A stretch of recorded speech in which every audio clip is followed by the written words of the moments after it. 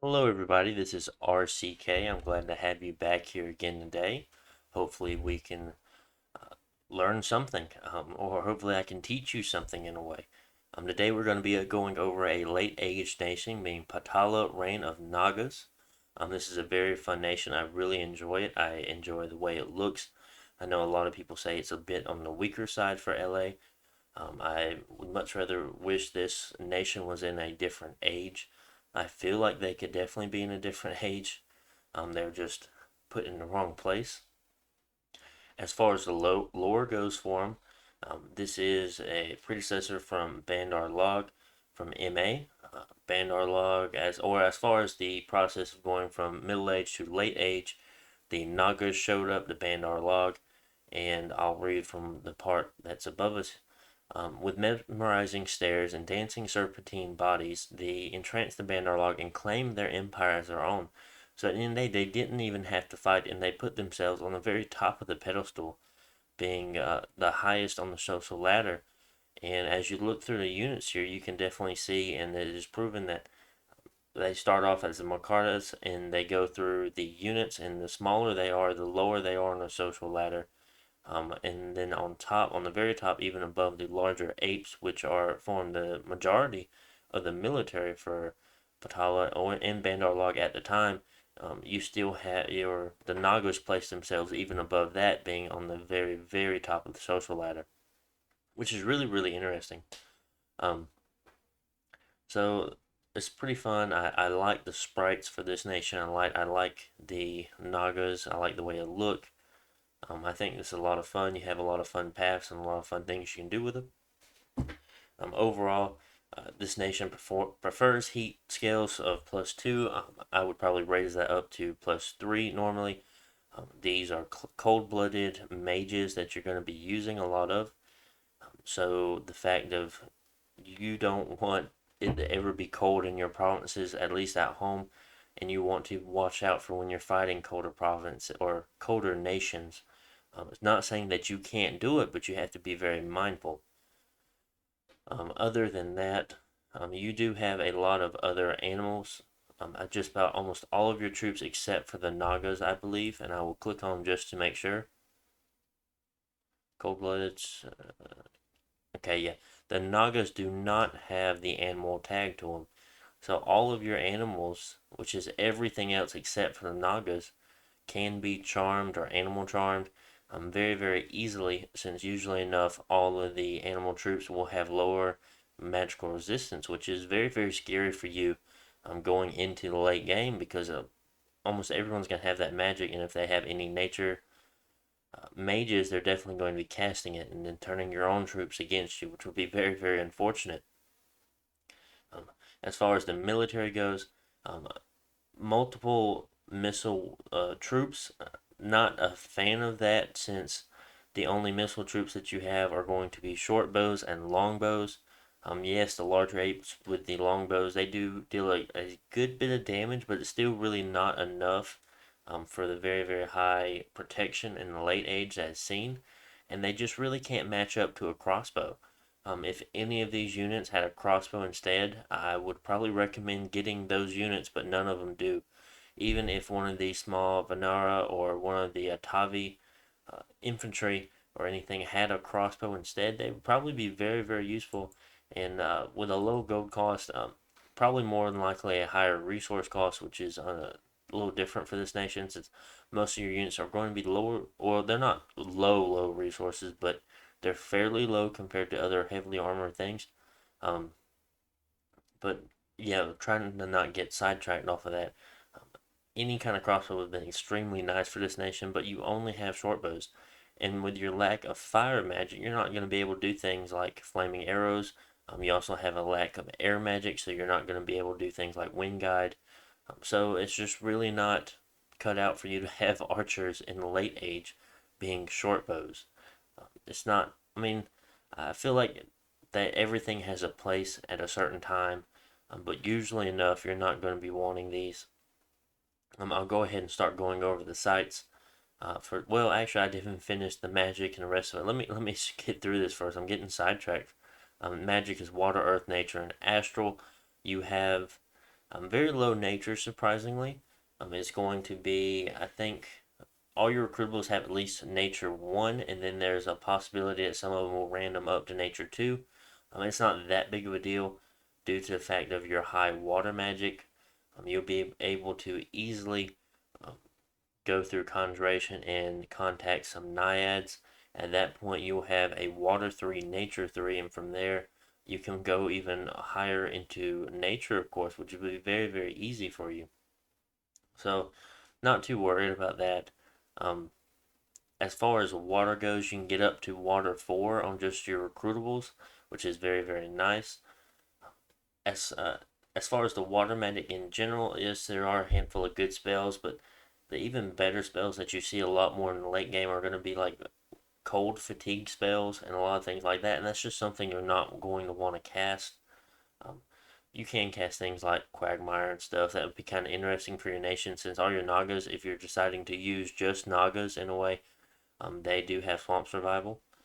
So that's something I've been waiting for a moment to. You always see that spell and you want to cast it so much, but you know it's going to also penalize your own troops by doing it. It's like, I'm just waiting for me to actually have those troops do it. But it will penalize the rest of your Bandar and small monkey troops. Other than that, high Earth, as far as how high you can get off of recruitable, I think is Earth 4, which is fairly high. I mean, that's without any items, so any items at all. I mean, you'll definitely go up to Earth 5 if you do boots. You have to change the shape of the Naga, which will lower the water path, I believe. I don't think that lowers the Earth path. And you'll go up to Earth 5. And that's just with one booster, so it's really, really nice. Other than that, you have Astral. As far as how high your Astral goes, I think you have recruitable Astral 2s, and everything else is going to be at least Astral 1. And I think some of your Nagas can random Astral to get at least Astral 2. Usually enough, especially with the larger Naga, you're going to worry about people doing things like Magic Duel. And, and as long as you're not thugging that mage alone, most of the time you will have a large mage core with you, composing of a large amount of astral gurus or yogis. And what's that going to do is actually kind of, what's the word I'm looking for? Kind of water down the chance of them actually hitting your strong astral mage. And of course, you can always make boosters to increase their astral magic.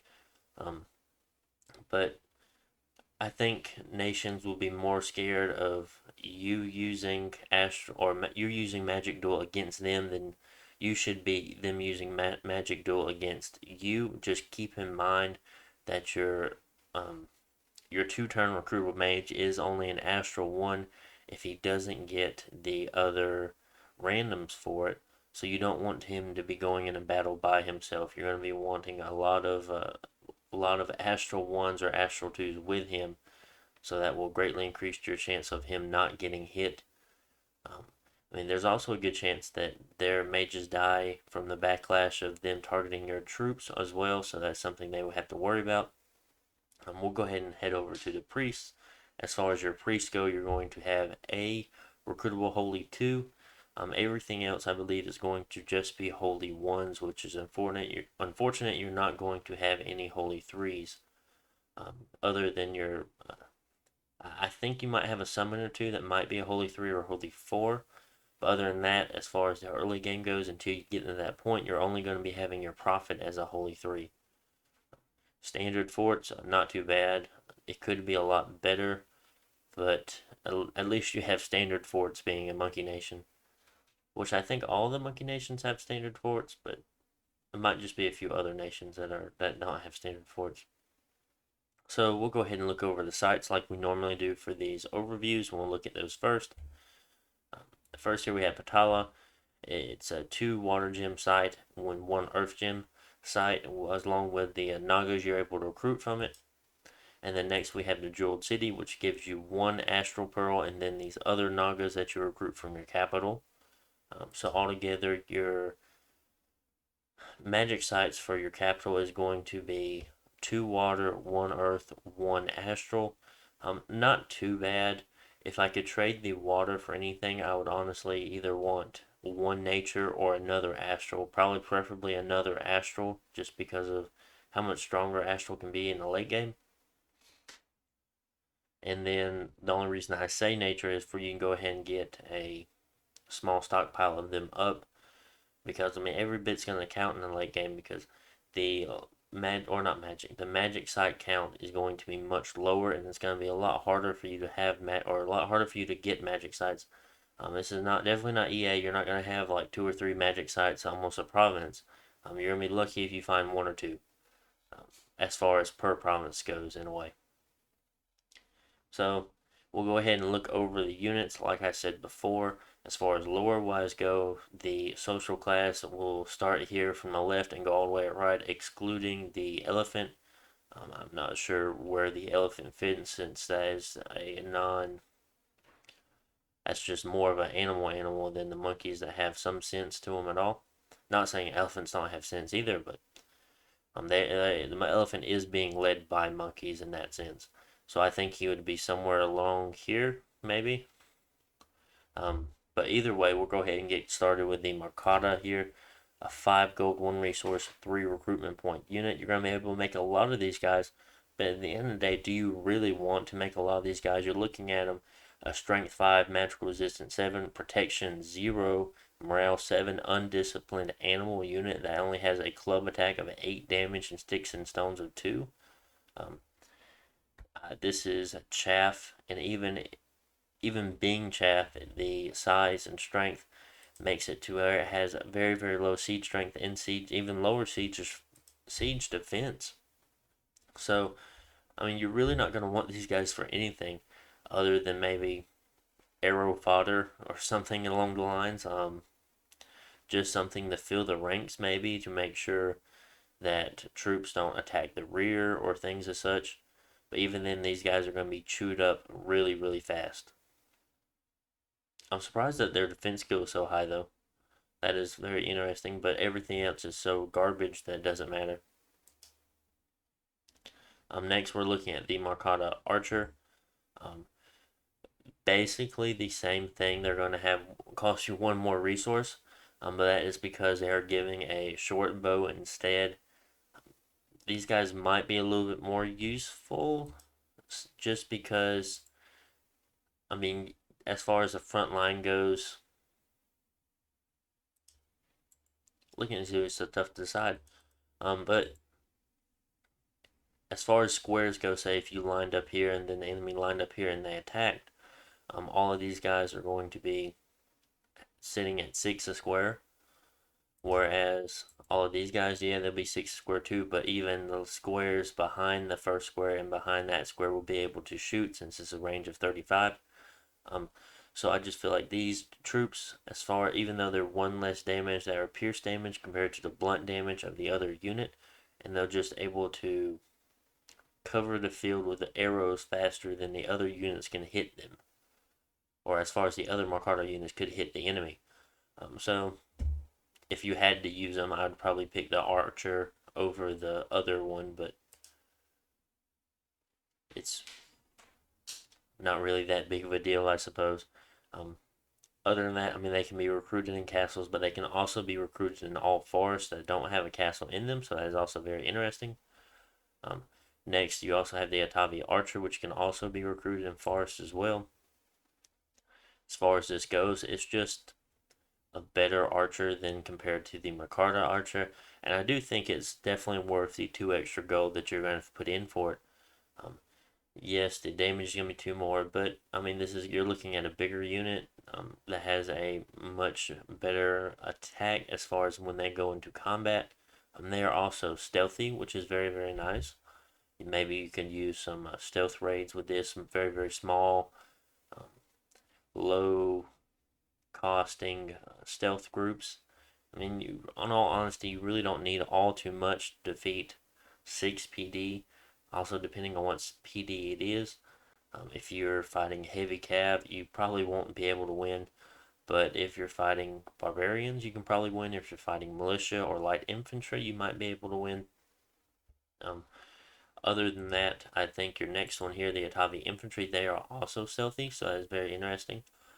And with these guys having a attack of 16, I feel like they have a better chance than the Atavi archers do as far as your stealth rating goes.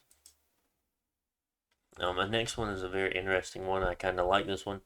I assume once they put armor on, they're not stealthy anymore. They just forgot how to be stealthy, I suppose, because it doesn't seem that armor is too encumbering, even though the 5 encumbrance says otherwise. Um, he does have protection 14. It has a chakram, which is like a throwing ring almost. That's like, or throwing circle. It's like a frisbee, but the sharp in the middle's out of it. In a way, I think you can see it right there in his hand. I think this is a very, very interesting unit. While he still has a mace, he does cost 1 more than the Atavi infantry. So he is fairly interesting. I do like the way he looks. I did skip over the Vanara archer. That is my bad. But I think this is a very interesting troop. And I will look at the Vanari archer as well. Short bow. No, I did look at the Vanari archer. Never mind. I think I'm going crazy. I thought it was the Atavi archer. They just look very, very similar. Just the fact that one has armor and one doesn't. That's just the difference between them. And then you had the Vanari infantry, and this is also going to be a non-sacred or non-stealthy infantry as well. Um, he doesn't throw sticks and stones anymore. He just has his mace that deals 16 damage. Not too great. I mean, protection 14. Most things are still going to be able to cut through this. So at that point, why would you want to pay for a low amount of protection if you can just pay for something that doesn't have it and you're able to make more of them faster? Um, so quite interesting, something to think about. Also, you have the Vanari swordsman. The other one, they do have a mace. I didn't go over that. But this swordsman, a falchion, he's going to have 18 slash damage. It's going to be even better than that. I do like this one a good bit just because of how much damage it's able to do compared to the other ones. It puts you in a little bit higher threshold of what you can deal with as far as these very, very small, cheap troops go. On top of this, I mean, they're going to have average siege strength being around human, being 1. So not too bad. Defense skill 12 is above average. Yes, we are still paying for protection 14, but the resources from they are the same resources. No, this one's higher resources. Okay. Um, this one does come with that iron cap though, which these do too, but those don't. Trying to see what the main difference was. Iron cap, buckler, iron cap, buckler. Maybe it's just the weapon that causes the increase in the amount of resources. Um, but overall, I think this is fairly good. It's probably one of your best ones as far as the smaller units go. And these stealthy ones might actually serve a purpose for you as well. Having small raiding groups might be very, very useful. First off, for these next set of troops being right here, they are the larger Bandar troops, and these are going to be larger apes. The first one, we have the light Bandar archer. They are kind of lower on the ladder as far as their social hierarchy goes. Um, they aren't able to actually fight in the battles since they are low. And that says that right here, their status is low. But they are still given weapons, at least giving longbows, and with their high strength, the range 45 isn't too bad, but it's still just not that good, being a pierce damage 14 damage pierce attack. I mean, their mace attack is very nice on the bright side, but other than that, I mean, do you really want longbows? It even seems like crappy longbows, honestly, in the late age. I mean, I really don't think so. And next, you have a you have a armored version of the same archer, dealing the same amount of damage, and I believe it's the same gold cost, but the resource cost is going to be double. Oh, it's going to be more than double actually. It's more than triple the resource cost just to have 15 protection. So if you do decide to make archers, if you're going to use them as the archer role, I would definitely make the light Bandar archers compared to the regular Bandar archer just because of how much more resource intensive the Bandar archer is compared to the other. Next, we will look over our set of Bandar warriors. Um, First, we do have this. Okay, I was about to say I thought they, for some reason, I thought every one of them were named Bandar warriors, but the last one is named Light Bandar warrior, which is interesting on why they didn't put the Light Bandar warrior in front of the other Bandar warriors. Because if you notice, all of the, like this one here, the Light Bandar archer, then Bandar archer. I thought there was another light something. No, it doesn't look like there was. So we'll go ahead and look at this Bandar Warrior. 16 gold, 20 resources, 9 recruitment points.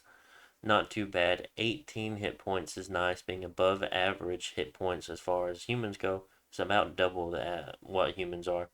Size 3 is unfortunate since you won't be able to fit as many to a square.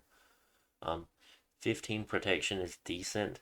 Magic resistance 8 is really, really low, and that is one of the downsides, like I mentioned before, as far as animal charm and things like that goes. So if you're able to, you're probably always going to be wanting to cast at least anti-magic if you're still using these troops in the late game. Because of that low magical resistance, you are also very affected by spells like Mind Burn, Soul Slay, and other things like that, and is just going to rip your units apart. Morale 12 isn't too bad. They have lower defense skill, but the only time, or the main reason why you're going to be wanting to recruit this unit if you decide to recruit them is for the iron cudgel that he is going to be wielding, and that is going to be or dealing a large amount of 26 blunt damage, and that is going. I mean, that's a lot. That's going to get through a lot of things, especially in this armored era. And I mean, 20 resources isn't too bad, and 9 recruitment points is fairly low. 16 gold isn't too bad. So these are very strong units. Yes, they're not going to have a lot of attacks per square since they only have one weapon, but when they hit, they're going to deal a lot of damage. Next, we'll go ahead and head over to the next one.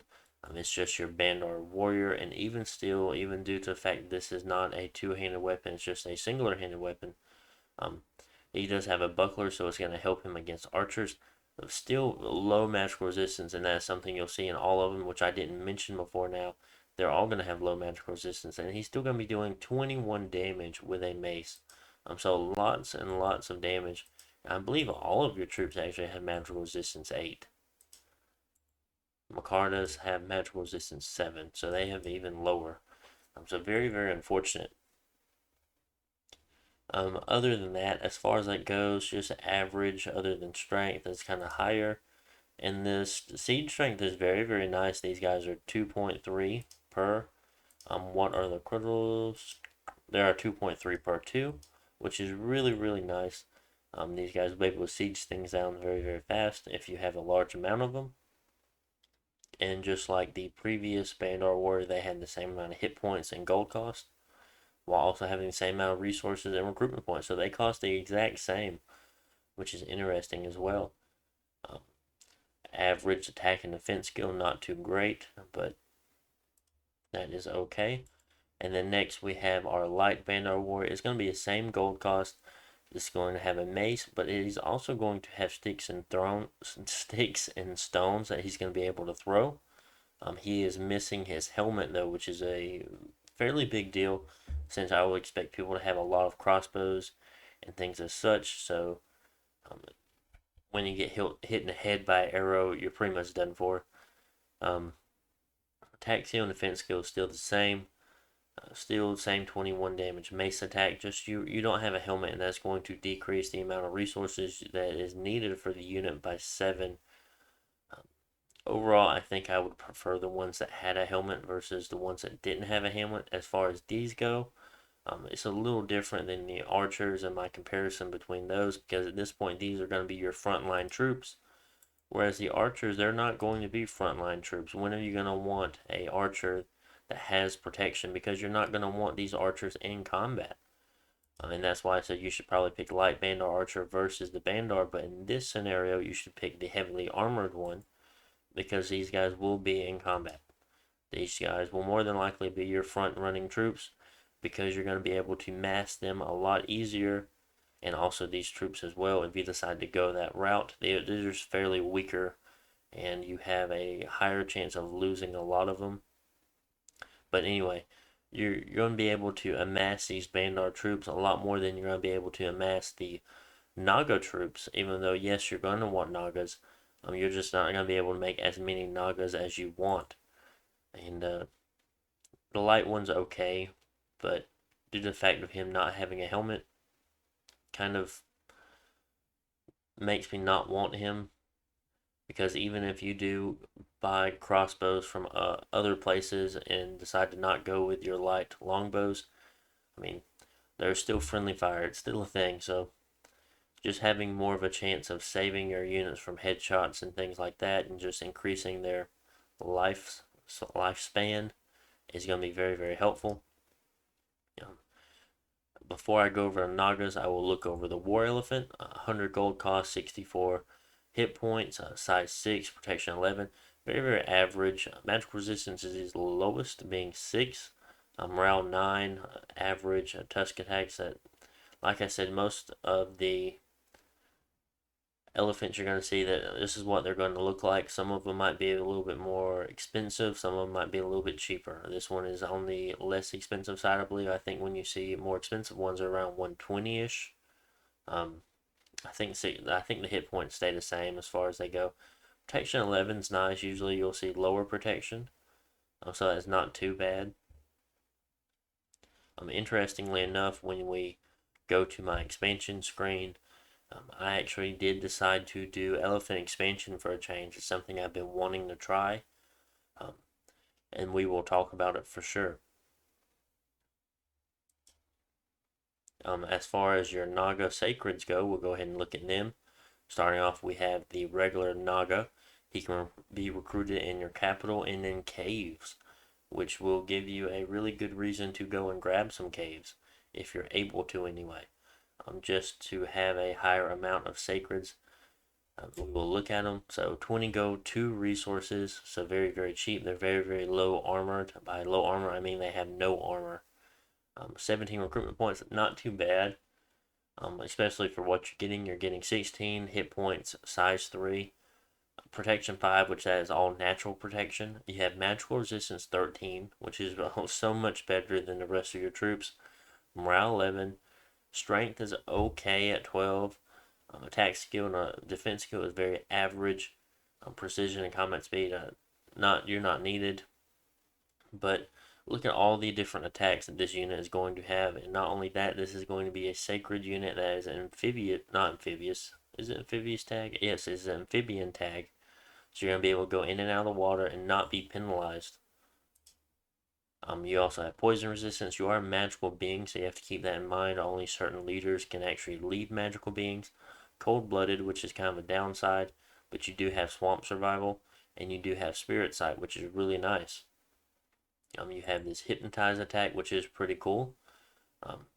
A strength of wielder is not added. Magical resistance negates. Weapon affected by penetration bonus.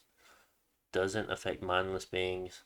Doesn't affect blind units. So it essentially has to look them in the eye. Attack 100, defense 0, length of 5, so they have to be very close. I think they have to be eye to eye essentially. This weapon cannot be used for repelling. The attacks of this weapon cannot be repelled. So that's very interesting. So technically enough, you could use this against repel thugs or repel super combatants, as long as they don't have very, very, very high magical resistance. More than likely, you'll be able to get through and stun them. But also, I guess it just stuns. It doesn't do any damage. But at that point, since they're stunned, they're not going to be able to repel anything. You have a bronze spear, being a 15 damage pierce attack with length 3, so you'll be able to repel some yourself, but also being able to deal some damage. You have venomous fangs, which is a length of 0 attack, so you're going to be biting them with your mouth. But this is also going to be a poison attack, so if it gets through, it's going to be dealing a lot of damage, and it's really nice. Well, that's the extra effect added on. It's not the attack itself isn't armor negating, but it's the extra fate once you attack them. So pretty interesting. You have an extra attack there. And then you also have a ranged attack, being Poison Spit, that also deals poison damage. And that is pretty cool, even though you only get 5 shots of it per unit. It's very interesting. It is armor piercing, which is very nice. And as long as the enemy troops don't have poison resistance, you should be able to deal a good amount of damage to them. This is a very low range, being range 10. So as far as your range attacks goes for these Naga, you have a range 5 attack and a range 10 attack. So you'll be fairly close to the enemy at the time. But this is very nice. I don't mind these troops. I think they can come in handy. I think you can make a lot of them if you're able to find a cave, which would be very useful. Also, you have these Naga warriors. A little bit more expensive. You have 27 gold, 35 resources. A lot, or very much resource intensive for this unit. And recruitment points 22, not too big of a deal. But the reasons why is because they actually have armor now. Not meaning that's the best armor. I think as far as resource cost goes, I think it could cost a lot less than what it does. But at this point now, instead of being protection 5, they have protection 16, which still, isn't too great, but having some armor if you're going to be in the front line is better than having no armor. And it's also good that these guys also have a shield, but they don't have a helmet, so that is a downside to it. Magic resistance 13 is nice. Morale 12 is nice. And like the other units, they're going to have the same attacks, just this, instead of having a spear, they're going to have a falchion. So it's going to be slash instead of pierce, but having 21 slash is pretty decent. You still have your venomous fangs, which you'll have 1 more damage added on versus the 10 of the other Naga. And then your poison spit is also 1 damage higher, which is interesting. You still have your hypnotize attack. Overall, I just really like these units. I think they're pretty cool. So that is the last of our recruitable units, and next we'll start going over the commanders for this nation. First, you have your scout. Not too much needs to be said. He's scout 60. So it's pretty decent. It's going to be, I think it's a lot better than other ones. I'm pretty sure he's better than indie scouts for sure. It's very cheap. So you're able to make a lot of these guys and have them running around. Since you can make these in forest too, I expect you to have a whole lot of them in a very extensive spy network. Actually, no, you can't make these guys in forest. Interesting. Due to the fact that the other Markata could be made in forest, I thought those could be made in forest too, but I guess I was wrong. You have the Vanara captain. Leadership 60, not really needed. You have atavi chieftain. What this is going to be used for, and I feel like you should use them, is going to be your raiding and your deep raiding, because this is going to be the stealthy commander that you take your other atavi units with. I feel like there is a use, and I do see you making a handful of these guys just to have in your back pocket. Do some raiding to just harass your enemy or harass the person you're at war with, just to bother their income, because that is a really big deal in these games. Next, you have a Bandar commander, leadership 80. Not too bad. You definitely still want higher leadership due to the fact of the units you have getting morale bonuses, since you are on the low side of morale. As far as your priests go, this is going to be your first priest. It's going to be a Brahmin.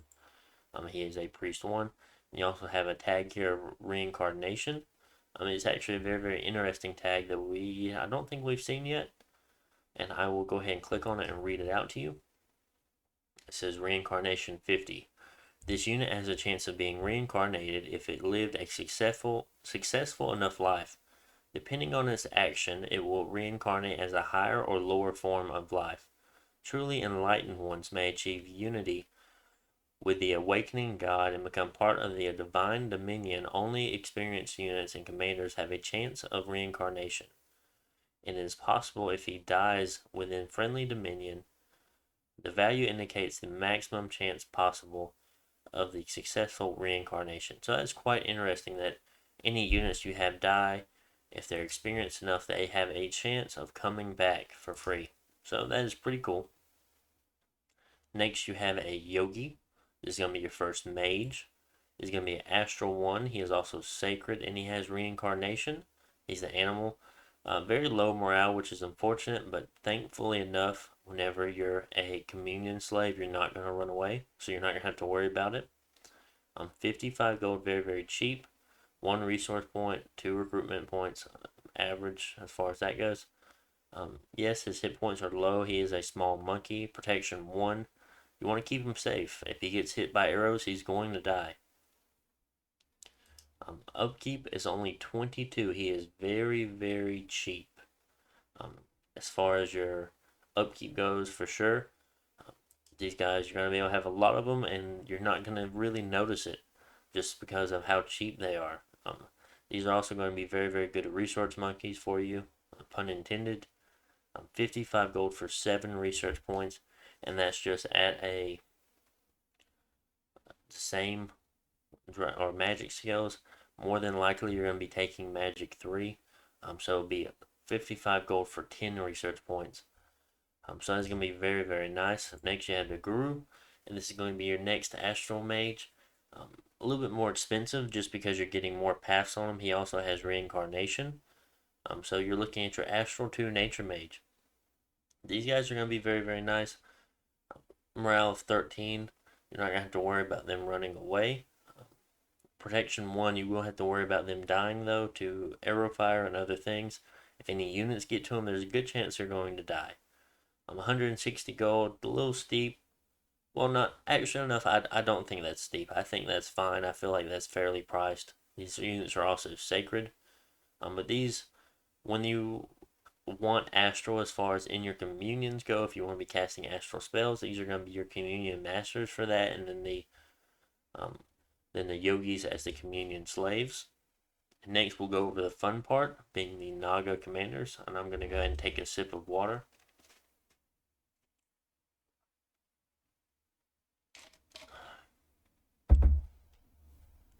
So first off, we have the Nagaraja, and we're looking at 175 gold, 35 resource point mage that you can make 1 of every turn out of your capital.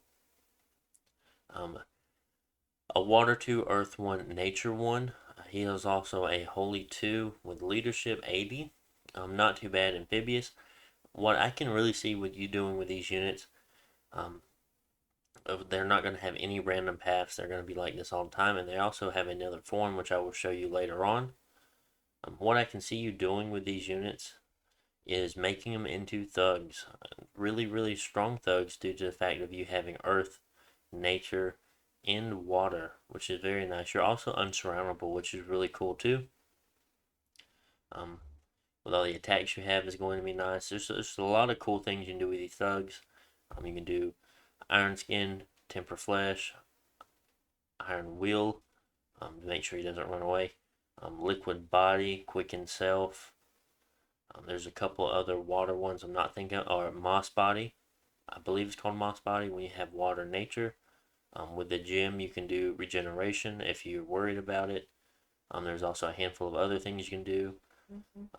As far as nature goes, and that is going to be really, really good. I feel like these guys are going to be very, very nice thugs, and they're going to be able to take out any kind of PD, and then having thugs inside your army like this, say, even with a light pack of, or a light item, or light items, being like, let's say, I don't know, a great sword of sharpness, black steel plate, and any kind of miscellaneous thing, maybe like a pendant of luck or a rabbit's foot. I can't remember what thing that gives you twist fate and the one that gives you luck. Those could be very, very useful items for this, and can be a very competent thug in any armies or any raids for sure. I'm sure any of those could definitely take out 6 PD for sure. Maybe even without any equipment either, depending, of course. If it's barbarians, there's a good chance they'll be able to hit through your protection if you're just doing Iron Skin, so you have to be careful. And we'll go ahead and start looking at the next one. We have Nagini. This is going to be a 235 gold costing resource 1 recruitment point 2. 18 hit points, and this is going to be essentially the same thing as your previous one, but we dropped a holy level, which is important. Unfortunate. Our our leadership is cut in half. We do have magical leadership. I should have checked how much magical leadership the last one had. They do have 30 as well, so same amount of magical leadership, but the leadership is cut in half here. But you do have a random now, which is nice. Same attacks and stuff, same protection, and the rest of the tags are all the same as well. But what's going on here is you have a chance to random either water, earth, astral, or nature, which is going to be pretty cool. Your least likely one you're going to want to random will be astral, due to the fact that you have other mages that already have astral on them, I believe, with all of these paths. So if you wanted to have communion masters, you would want to use them instead of these. But you still have a lot of randoms that will do well. A lot of things you can do with water 3. I mean, you can even be casting full-size water elementals, even though that might be a little bit of waste of the gem usage and your age. But there's also a lot of good evocation spells or good alteration and enchantment spells in water. Earth 2 would be decent. You could cast things like Strength of Giants, you can cast things like Legions of Steel, and then on top of that, Nature 2 would also be very useful. So pretty cool. And of course these guys, no, I have to look. I'm not too certain. I mean, I think any of the nature randoms, I think it's Nature 3, Water 1, and not Water 3, Nature 1 as far as foul vapors go. I can't remember. But either way, if you random nature, you can do foul vapors. You can do a couple of nice things with nature as well. And worst comes to shove, I mean, you can always cast Swarm or things like that if you're wanting to use your gems, of course. Next, we have the Naga, and that's going to be the best one as far as your mages go. This is going to be a 2-turn recruitable mage. Same attacks, a little bit higher natural protection due to the fact you still have no armor. I can just tell it's natural protection. Oh, it's from the earth match. Yep, but still, it's natural protection. This is going to be a 390 gold cost mage. Very expensive, but you're looking at a 8-path mage. Water 3, Earth 3, which is really nice. Astral 1, which is unfortunate. You're not going to want to thug these. If Astral was gone, these would be awesome thugs. They would be really good. But due to the fact you have Astral, you're not going to want to thug these troops. But they can definitely be communion masters, but you have to keep in mind that casting off-path things are going to greatly increase the fatigue of your communion slaves, so be prepared for them to die. You don't want to put a massive amount. So like with these guys, you might just want 2 to 4 communion slaves and just be prepared for them to die when they run into a battle, and that's what they were going to be meant for. Other than that, you're going to be a holy 1, and then you have a random. Actually, you have 2 randoms. The first random being 100%, you'll always get at least one of these, being a nature, astral, earth, or water. So you'll be able to go up to water 4, earth 4, astral 2, or nature 2, and those will all be really good to have. And then you have a 10% chance to do that again. Very unlikely you'll go even higher, and even least likely that you're going to have the same path for both of them. More than likely you're going to have to say, oh, well, I got water for this 100% path, and then for the 10% path I got nature. That's probably how it's going to be. But if you got something like Earth 5 or Water 5, that would be really cool. So not too much left to say about that. Just they're going to be casting your bigger spells as far as that go. Lastly, you have your Naga Chief. This is just another commander that you can use. And the thing about him is he can be recruited in all caves, so he's going to go along with your regular Nagas that you recruit outside of the capital. The interesting thing is while he is sacred, he is not going to be able to be recruited in the capital. He's only able to be recruited in caves, which is kind of interesting. But I mean, I guess it goes with the lore as you read down here. says, but some Nagas dwell in deep caves in the normal world. They are sacred, can see in the dark and breathe underwater. Naga chiefs don gilded armor and gleaming jewels that shine in the dark. Because that's where these guys came from, was the underworld. The Nagas did anyway. So very interesting. And we will go ahead and go to the game before I show you the Pretender. As far as expansion went, I had a 1, 2, 3, 4, 5, 6, 7, 8, 9, 10. A 16 province expansion on turn 12. So not too bad. I've definitely done a lot better with other nations, but this was the first time I actually ever tried elephant expansion, which I think it went fairly well. I feel like you have to be mindful of things you attack into. Like, I wouldn't particularly want to attack into barbarians all that much, even though I didn't try, and we can probably try later. Heavy cav wasn't too big of a deal, but I didn't want to attack into too many heavy cav, and also the crossbow units are kind of worrisome. But like 30 light infantry, crossbow, and heavy infantry, I would attack that. I would attack militia and light cavalry. I would definitely attack that. The bloodhinged droids and Ettins, I probably wouldn't. I would probably wait to attack that. Heavy cav and crossbows, and then being a large amount, I probably wouldn't. I don't need shamans, even though I would like to take it away from somebody else. But due to the fact that the lizards have very, very powerful attacks, I wouldn't want to go in a group of 40 of them. 49's not bad. 59 I would definitely attack for sure. Definitely attack 61 still. Fighting in a cave against cavemen is questionable, especially that many. So I'd probably wait. Depending on how many elephants I had, I would attack that. That low amount of heavy cav, I'd probably attack that, and I'm talking like 5 or 6 elephants at this point. Archers, heavy infantry, and long dead, which is an interesting combination of troops they have there. I would definitely still attack that.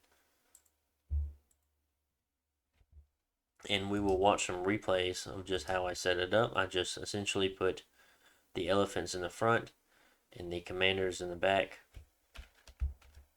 I think these two troops were on something like, I think this one troop was like on attack cavalry from a previous battle. But do you have a affliction? You do. You have a limp, yes. And this was just over an event that happened where we were attacked by Indies. And it's just elephants trampling over soulless. So not too bad. The reason I went ahead and showed you that battle, because we did get attacked by Indies again in that province, and we'll show you this larger one. And there is a lot of ethereal shadow soldiers that have the paralyzed attack. A lot of soulless, which aren't too big of a deal, but I mean there's still a lot of them. And then you also have this spectral mage with a horror helmet, which is really scary actually for elephants because of their very, very low morale. And then he does have gems on him as well. Not to mention being ethereal, so that is very worrisome for us. Due to the fact we only have 6 elephants here. Ooh, that 20 shot there. So all of our guys are paralyzed. Someone's casting Ghost Grip. And who is that cast that? Is it him? Yes, it was him. Ghost Grip. Interesting. Maybe it wasn't. Oh, maybe it is Ghost Grip. I can't tell. I wonder what that does. I'll have to look it up. All of my elephants are staying paralyzed. It makes me wonder if they've already... No, they haven't broken yet. Interesting. That's probably because he's not close. It's funny to watch these guys just sit here paralyzed from the soldiers. And they're dealing a good amount of damage. A little bit of chip damage here and there. Other than that, the prophet is the one that's getting rid of all of these ghosts and undead. I think that's our... No, that's not our prophet. That is just a holy one, which is he's doing a really, really good job.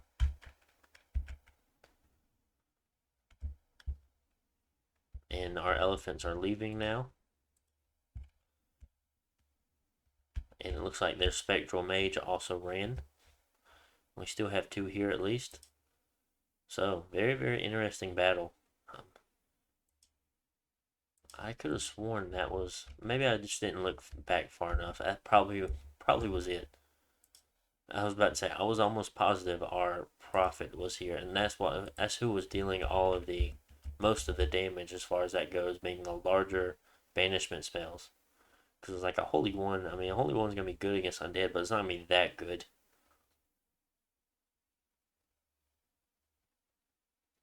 Yep. Just wanted to watch that, and our prophet did take out 36 undead. I mean, the holy one took out 10. Um, War elephants did the least. They were paralyzed for most of the battle.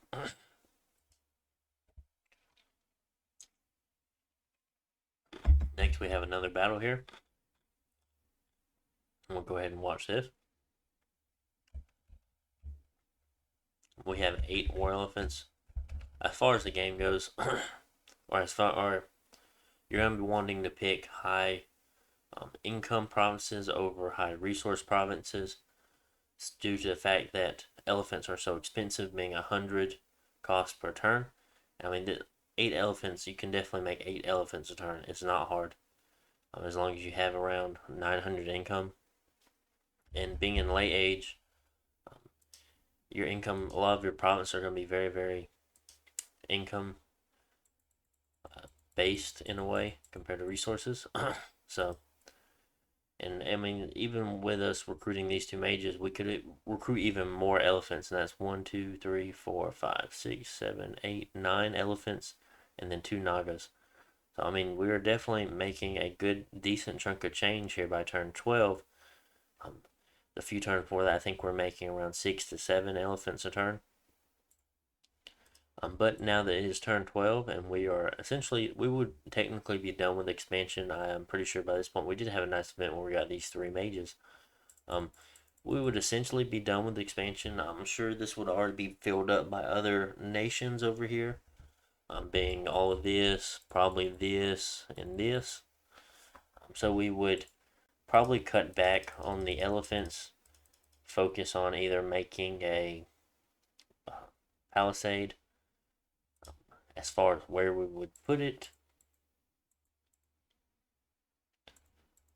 uh, possibly this forest on Greenwoods to kind of lock this area down while also not taking direct income and resources from the capital itself. Yes, we are taking from the forest. That will ultimately lower it a little bit, but it's a much better than having it inside the cap circle. There's also a strong argument to put it over here at 20, or maybe in these mountains or highlands. My bad. Uh, because we still want to put in somewhere that has pretty decent income as far as protecting it.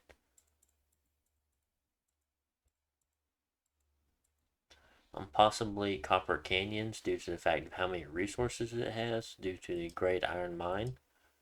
That might be a very, very useful place to put it. Yes, it's not the best as far as income wise goes, but sometimes the ability to make units early on will outweigh the place of where you want to actually put your castle at. That might generate you more income overall. But it's not me to determine who or where people place their castles at. We got this through an event, so I did what a normal person would do. I think we got it here when we were here. I can't remember if it was from battle or an event, but we got a crystal shield, which is really awesome. And I just, instead of continuously attacking with this thing, I did what someone would actually do in a game and send it back to the capital. Even though he did have a few elephants with him still, because you would want to put this into your lab, of course. And what this does is start battle spell Power of the Spheres, which is really awesome. What it is grants 1 bonus to all magic paths. This is so cool that we got it. Overall, I mean, you'll be able to. It'll be a little difficult to make it. I mean, with your astral randoms being astral 2s, you can make this with a booster. But this is a really, really cool thing to have. And very, very useful. Because then it turns all of your astral 1s and astral 2s, it turns all of your astral 2s and astral 3s and you're become a lot more scary to anyone trying to magic duel you.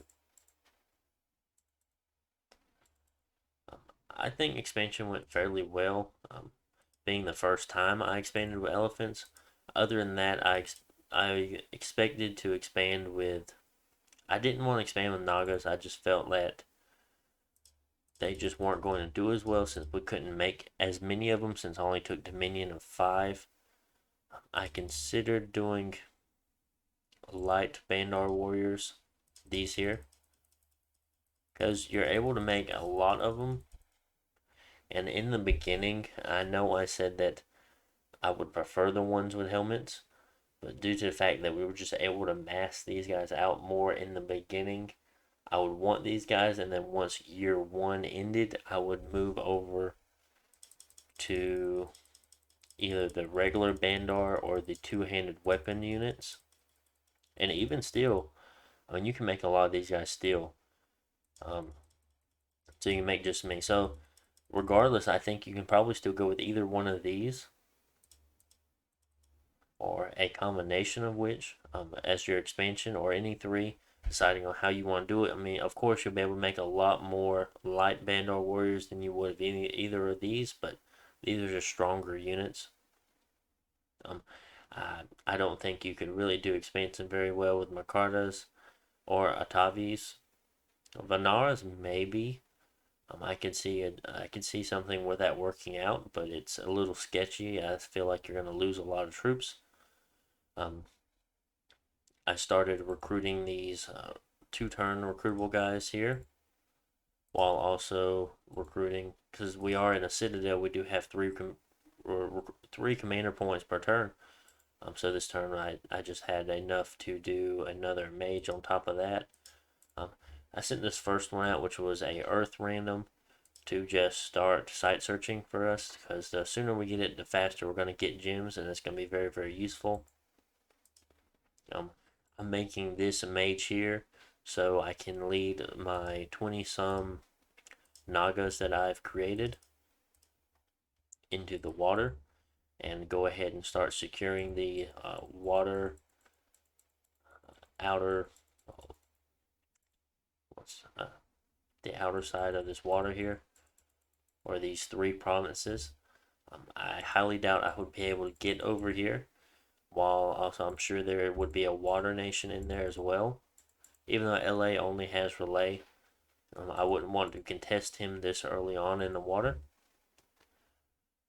But either way, I'm almost positive we more than likely could hit these 3 provinces and definitely take them.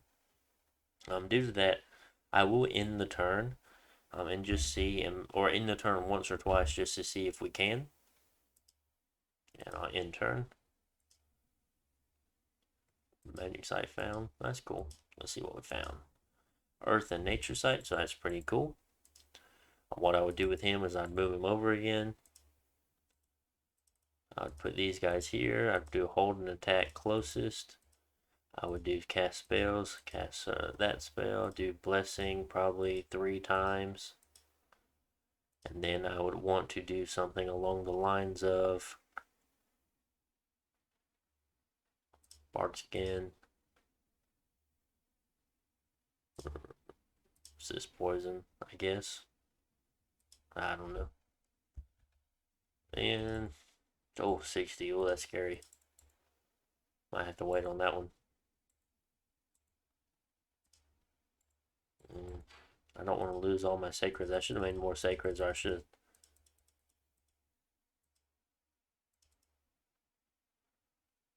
Now I'd probably want to just make more yogis. Let's move you. And I will show you a water battle just because I can. An ape appeared at gate. So we have blood. And we have a gem generator being blood slaves. This is really cool. This is something I'll talk about later, of course. It's just cool we already got him.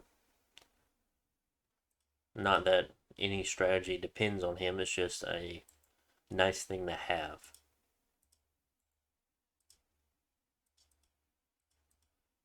Let's just attack into this province, being the troopers and Triton knights.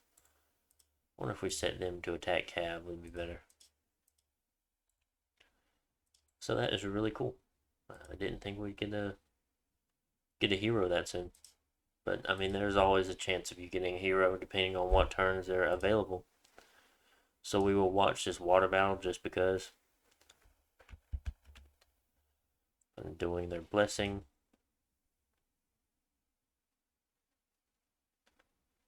And if you notice, I took Blood Surge. And we just took them out there. Some of our troops came close to dying. One of them had 5 HP there, if you noticed. Some of them took a couple hits. I only got 15. I don't think we actually lost the troop, though, which is interesting. Oh, we did lose 1. Unfortunate, but those Triton Knights with their charge attacks, very unfortunate. And we will see if we can continue it. Let's see if we can do a good job and get another one. You know what? Let's just go back and see if we can actually take it. Wow, okay, we did awesome in the water versus troops like that. Knights not so much, not as much, but these troops we just wreck. I'm sure if they were Shark Tribe, we wouldn't have gone as well. And we were just chopping them down. Man. We do have poison resistance, so most of their weapons that have most of their weapons have poison added onto them, so it's not affecting us at all. And with just our combination of all of our attacks and different things we can do, I wonder if I could set them on fire. Would they have done better? Because regardless, the enemy troops would have ran into them. So I wonder if them shooting off a first few shots while they having set to fire, would that have changed anything? But that was really interesting. So you are fairly competent when it comes to attacking water with a small amount of Nagas or 15 to 20 Nagas into most things. And I will just keep going with this just to see if we can take the last one out with the small group of Nagas that we had. And we did with no problems at all. So you shouldn't have any problems getting into the water as long as you're able to get there first. We would just watch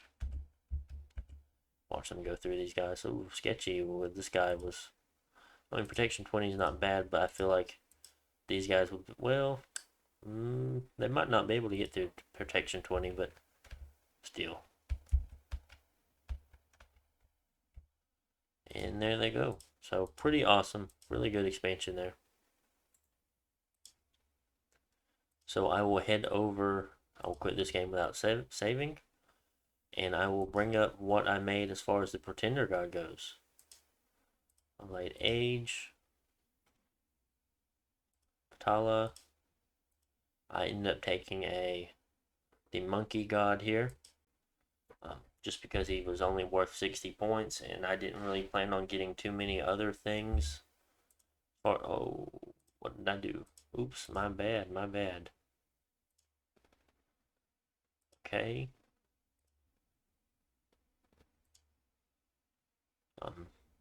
Just because he was fairly cheaper, a good 30 points cheaper, and I still want to take High Astral. So what I ended up taking for this Pretender was I took Astral 5, I took Blood 4, Fire, Air, Death, Nature. Some of these I didn't have to take, but the way my points were left over, I didn't have enough to take an extra point of Dominion while also not having enough to take an extra point of Scales. So that's what it was. And what I did with this here, if you remember correctly, that your Nagas don't actually have a magic weapon, so that is something you have to consider whenever you're fighting in a game against certain players or not players, but certain nations like Lemuria and things, because you might just get wrecked by their ghost because of that. Yes, you're gonna have holy ones, but I mean, what are holy ones? What is a small amount of holy ones gonna do against that? Essentially, half of your troops won't be able to hit most of the time. So, if in a game with Lemuria, I would probably recommend magical weapons, just so you actually have something to combat that. Other than that, you're gonna be wanting to make thugs with magical weapons. But if you're lucky enough not to have Lemuria in that game, I highly recommend minor minor and major magical resistance on top of arcane command, to make it easier to move your Naga troops around, and then all of your troops are going to want higher magical resistance. Your sacreds are going to want it, and all of your other troops here, they're going to want it as well. Going up to 17 on just your communion slave, and then your thugs are going to want magical resistance. Whichever one you decide to thug with. This is one of them, going up to 20 magical resistance with no items, just your bless, and this one go up to 20 without any items. It's been very, very good. So keep that in mind. There's also a strong argument for taking something like Arcane Finesse or Farcaster if you decide to do that. Farcaster, not so much. I can understand Arcane Finesse a bit more. As far as what I did with the blood, I just considered to go with Blood Surge since it is a good thing to have on thugs, which you're going to be using some of.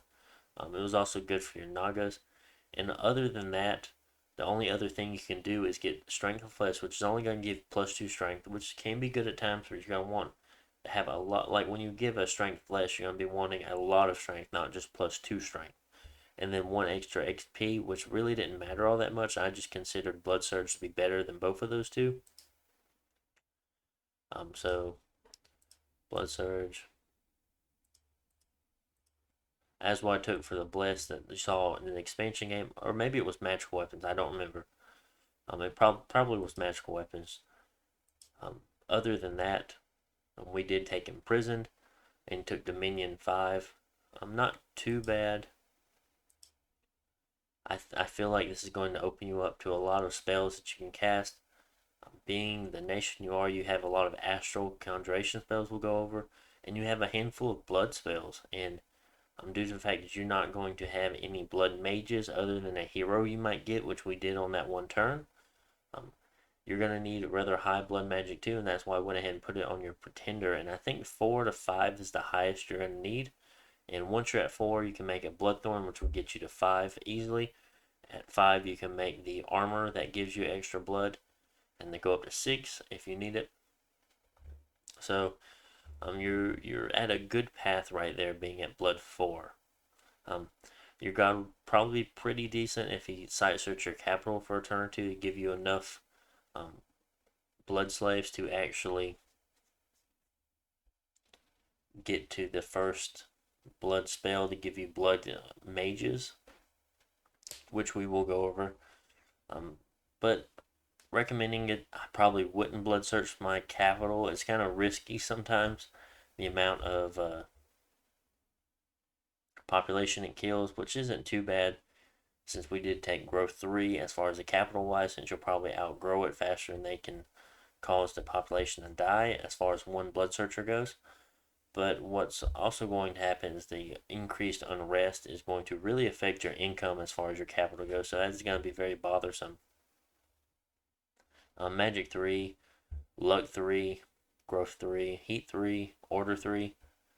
Very nice.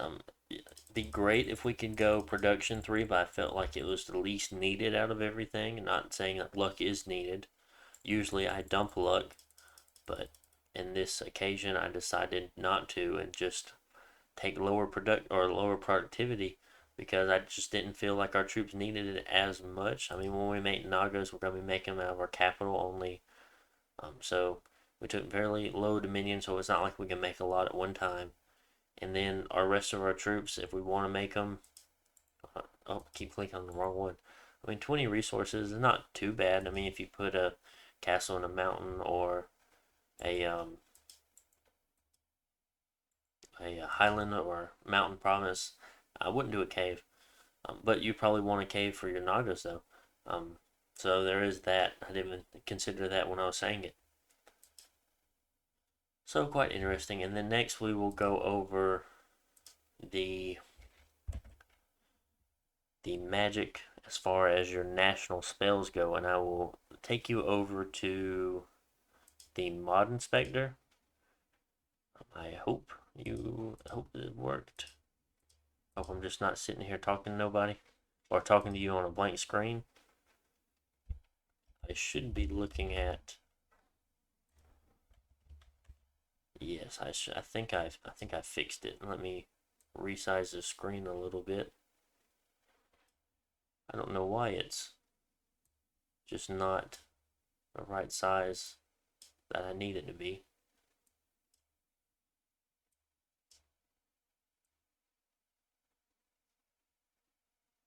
Interesting. I'll have to mess around with that later. Hopefully you can see everything just fine. Um, as far as going around in Mod Inspector, we'd go over to spells. We'd scroll down to the LA nations. We would find Patala, the one we want to look for. We'd put national only, and this is going to be all of their national spells that this nation is going to get. I'll just put it in order so we can look at it. I can tell you which go from lowest conjuration to highest, and then lowest blood to highest blood. Host of Ganas, this is just going to make you some spectral, or no, it's going to be ethereal dead monkey units or undead monkey units that have spirit sight. A spectral cup, so they're going to have a magical weapon. They're okay. Your availability to death is rather low since you don't have any recruitable death mages, so it's going to be a little tougher for you to have these guys. Herd of elephants, tigers, and buffalo we're not going to go over. I've gone over them other times, but they're not going to be anything you want to make. Next we have a astral summon here being Apsara, and you get 3 of them for 2 astral pearls, so as far as cost goes, they are fairly cost effective. They have all 4. They're sacred magical beings. They're standard units, so that's kind of their upside to them, that they'll be able to give your units morale, and maybe having a couple of these guys just might be useful for that extra morale bonus, but other than that, their weapons are just going to be a kick.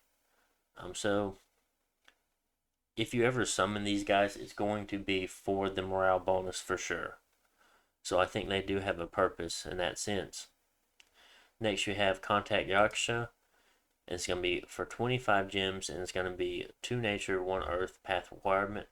And what you're going to get from it is a earth 3, nature 1, holy 1 that has a random chance of getting water 1, earth 4, astral 1, or nature 2. Not too bad. They have awe, supply bonus, approved from the Lotus Garden. Relevant. It's just I'm pretty sure Lotus Garden this is just a Colossa mage in the late age that you can summon. That's all it is. What's going on here? And since you already have recruitable Earth 3s that are still, or we have recruitable Earth 3s that are nature 1s as well, maybe this is a bit more of a thug chassis due to the fact that he has all of his item slots, which as the Nagas, they can also change forms and have all their item slots as well. So, I feel like you just have recruitable units of these already, and I don't see the purpose for them as much, even though I'm sure somebody will have a purpose for them. Next, we'll go to the Yakshini. This is going to be, instead of Earth, it's going to be a Water 3, Nature 1, Holy 1, with the same possible paths. And like I said, it's about the same as the other units prior to, or the other unit I just spoke about. It's like, do you really need it since you already have recruitable holy, or you already have recruitable water 3s, nature 1s already that have the same possible paths? So not too much a fan of it. They do have a higher awe and a cold resistance. So might be a little bit more thuggable, but you'll have to do some heavy thugging due to the amount of protection that they have. And honestly enough, if you're going to thug, I would probably much rather, well, being able to do moss body and things like that does have a pretty good part to it. But Iron Skin and stuff is also really, really nice. Possessed Corpse, not really needed.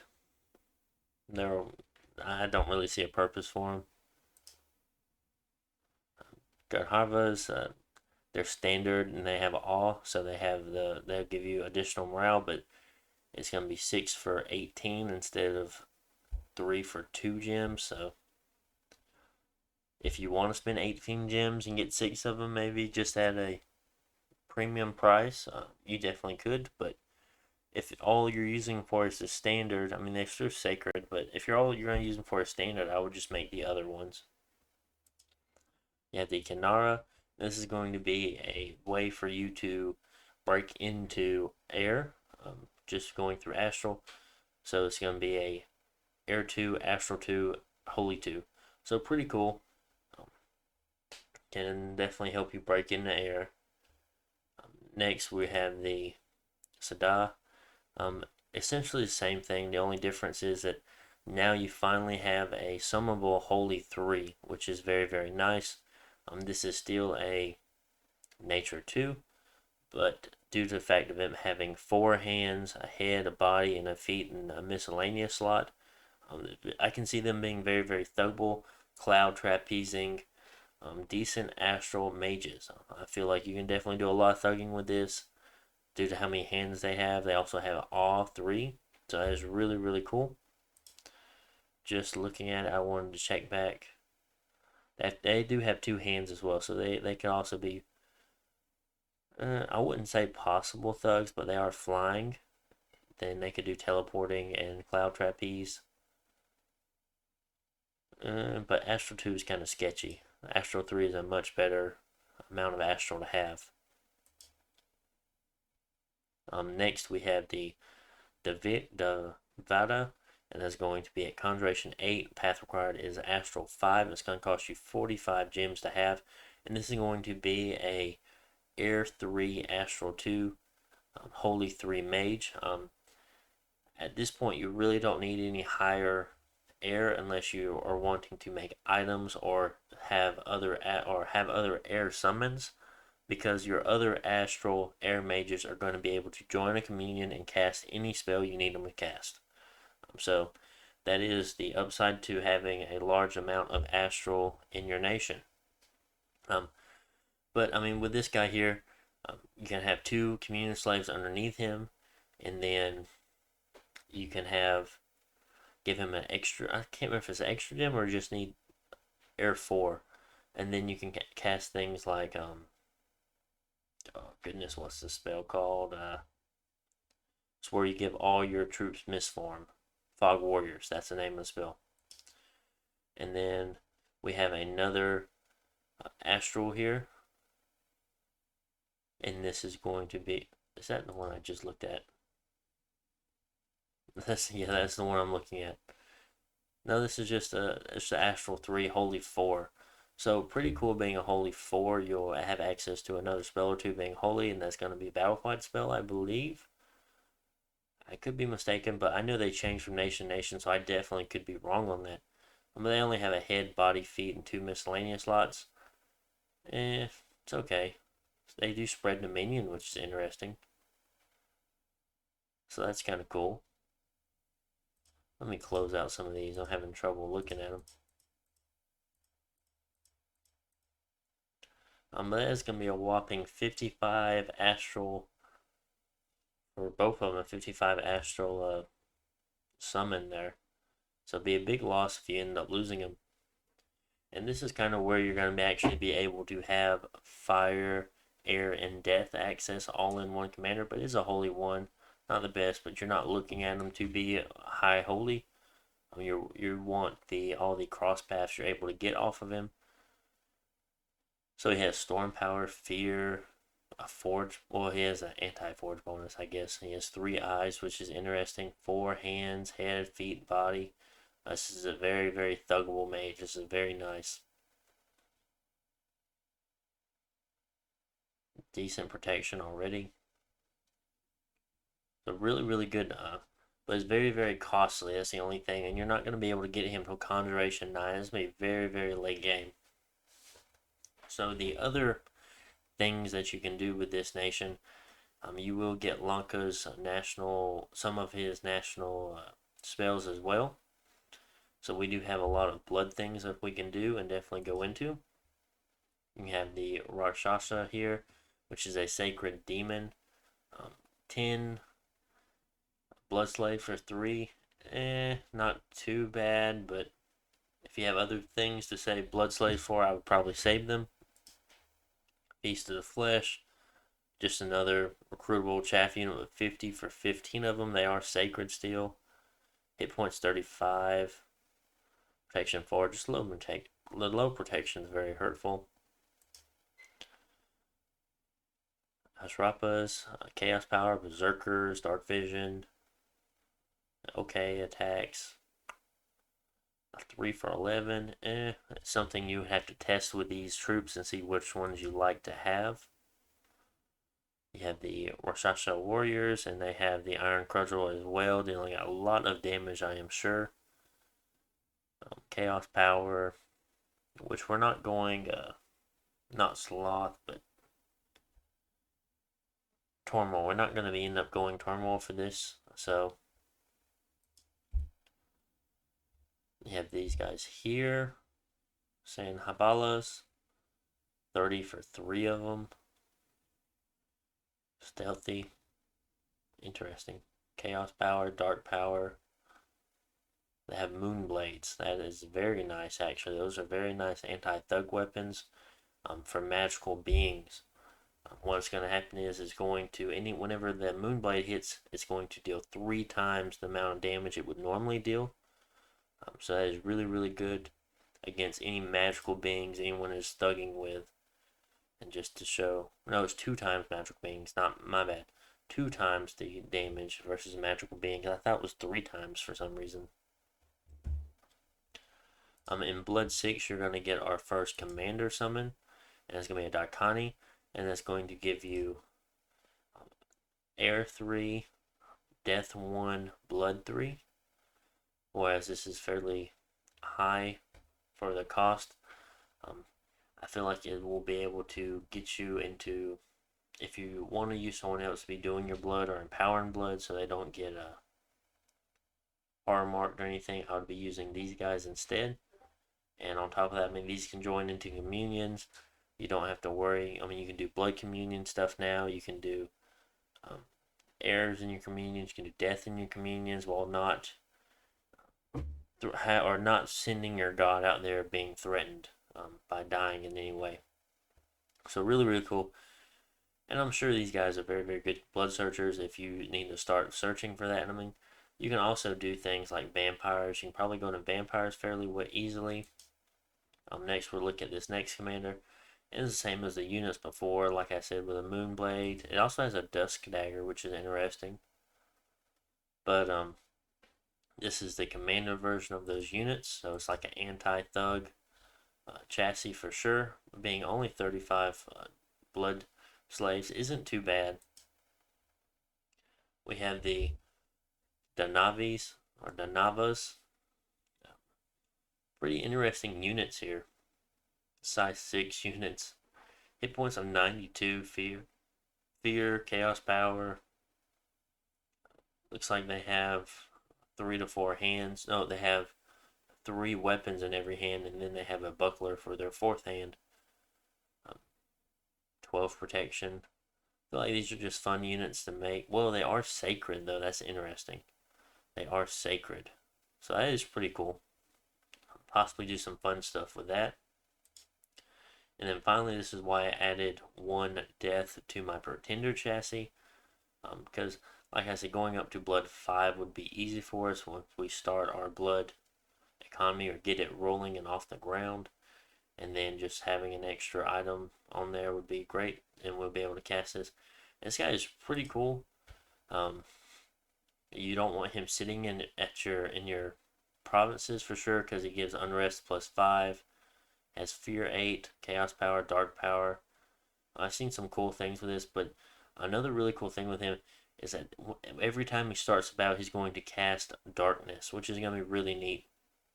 And if you remember all of your Nagas and units like that, they have spirit sight, so they're going to be able to see in the dark.